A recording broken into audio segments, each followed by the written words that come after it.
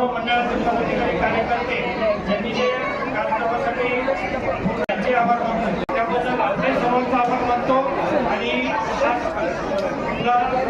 समाज पार करतात असं मी जाहीर करतो आणि आता लवकरच महाप्रसादाची व्यवस्था